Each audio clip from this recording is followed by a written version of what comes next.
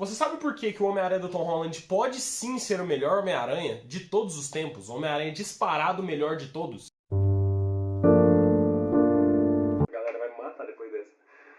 Pessoal, olha só, eu sei que muitos de vocês, inclusive fãs do personagem, né, fãs do Homem-Aranha em si, muitas pessoas consideram o Tobey Maguire ou o Andrew Garfield sendo como o melhor Homem-Aranha que veio das telonas desde sempre, né? Só que assim, eu vou dizer uma verdade pra vocês. Ele não é meu Homem-Aranha favorito, tá? Meu Homem-Aranha favorito é outro Homem-Aranha, inclusive vocês sabem aí. Só que uma coisa, a gente não pode divergir, a gente não pode discordar. Que esse Homem-Aranha aqui, ele foi muito bem adaptado. Só que aí você me pergunta, Danilo, como assim esse Homem-Aranha foi bem adaptado? Esse Homem-Aranha de Volta ao Lar fez uma merda, não queria nem ser herói. Aí longe de casa piorou ainda, o cara não queria ficar longe de ser Homem-Aranha, não tem a essência do personagem.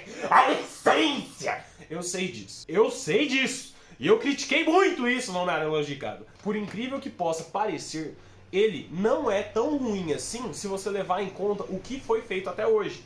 Pensem só, o Homem-Aranha do Tom Holland, ele pode muito bem ser aquele personagem que trouxe pra gente a essência do Homem-Aranha, só que vocês não viram isso. Por exemplo, de fato, o Homem-Aranha Longe de Casa, ele trouxe uma essência que não era uma essência de fato do Homem-Aranha, né? Só que ao final do filme, ele percebe uma coisa interessantíssima, que sim, isso é muito bem adaptado nas histórias em quadrinhos. E eu tô falando do seguinte, que é quando sua identidade é revelada para o mundo. Por quê? Vamos lá. Quando ele viaja para a Europa, se eu não me engano, né? Eu não lembro para onde ele viaja, eu acho que é para a Europa. Quando ele faz aquela excursão, inclusive com a Michelle Jones e tal, ele quer se afastar de ser o Homem-Aranha. Mas por que ele quer se afastar de ser o Homem-Aranha? São vários motivos. Um deles é porque ele não queria ser o próximo Homem de Ferro, e dentre outras várias coisas, tá? Então, se você olha isso com outro viés, sem ser o viés de que ele é um herói e o Homem-Aranha não é assim, você consegue entender um pouco a motivação do personagem. Mas, uma coisa que eu digo pra vocês que é a essência do personagem, e uma coisa que eu raramente critico, é quando ele chora dentro do jatinho ali com o Happy Hogan. E foi o que eu falei pra vocês que acontece no final do filme. Por quê? Ele chora, mas não pelo motivo de que ele não quer ser um herói. Ele chora pelo motivo de que ele perdeu o Tony Stark, um cara que se importava com ele, que era o tutor dele, e que, querendo ou não, ele considerava até como se fosse uma espécie de pai, entendeu? Pra ele mesmo. Então a gente vê ali uma sensação como se fosse ele relembrando a morte mais ou menos do tio Ben ali, entendeu? Uma sensação de perda de paternidade, vamos dizer assim, alguém que olha por ele, alguém que cuida dele. Foi isso que ele chorava ali tanto, e também as consequências das ações dele. Só que o Happy Hogan orienta ele e fala que ninguém consegue ser tão incrível, nem o próprio Tony consegue ser mais incrível que o próprio Tony, entendeu? E aí rola uma série de coisas. O que eu tô querendo dizer com tudo isso?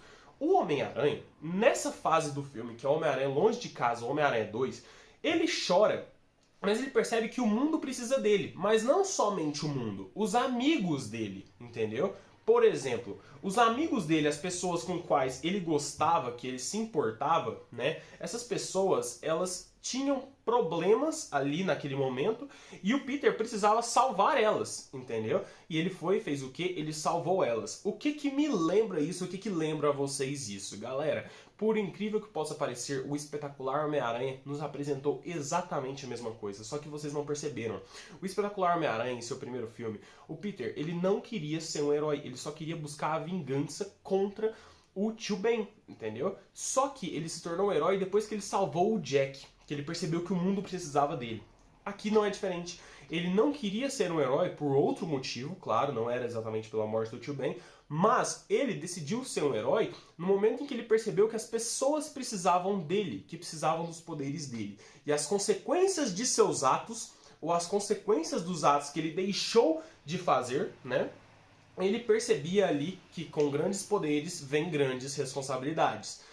Agora entra o terceiro filme. No terceiro filme, ele não faz um chilique pra continuar sendo um herói, até porque agora ele está em Nova York. Só que quando os inimigos surgem de outros universos por uma merda que ele causou, que foi o pedido que ele fez ao Doutor Estranho, basicamente era para que o Doutor Estranho modificasse o pensamento das pessoas e elas esquecessem que o Peter Parker é o Homem-Aranha. Por quê? Porque muitas pessoas estavam sendo prejudicadas por isso. Ok.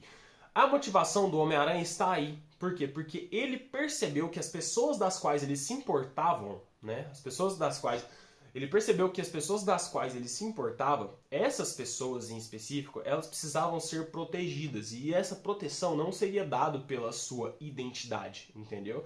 Então ele precisava manter a identidade secreta. Além disso, ele também precisava ajudar as pessoas, e era o que ele estava fazendo corriqueiramente. Inclusive, quando os inimigos surgiram graças à merda que ele fez, ele ajudou as pessoas, entendeu? Até porque não foi exatamente uma merda que ele fez. Aconteceu, só que ele não imaginava que poderia causar aquilo. Logo, a gente percebe que é um garoto aprendendo a ser um herói, a ser um ser humano. E a perda da tia May é justamente porque o Peter, ele acreditava nas pessoas e ele resolveu seguir o conselho da sua tia. A sua tia o orientou a mantê-los vivos e não deixá-los voltar a seus universos para morrer. Isso é a marca de um herói. Isso é a marca do Homem-Aranha. O Homem-Aranha jamais mata seus inimigos ou deixa que eles morrem. Diferentemente do Batman do Christian Bale, né? Mas enfim. O Homem-Aranha, ele é um personagem que ele não deixa, mas não deixa mesmo os inimigos morrerem à mercê de qualquer coisa, entendeu? Até porque ele é contra matar os inimigos. Ele é igual o Batman nesse sentido, entendeu? O que o Batman deveria ser, né? Eu falo isso porque várias adaptações do Batman matou seus inimigos.